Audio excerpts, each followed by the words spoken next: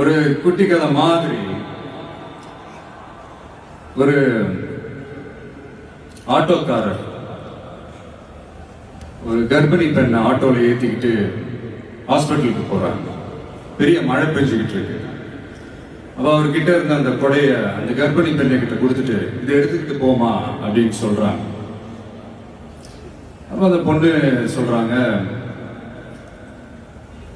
ஆனா இது எப்படி நான் உங்ககிட்ட நான் திருப்பி கொடுக்கறது?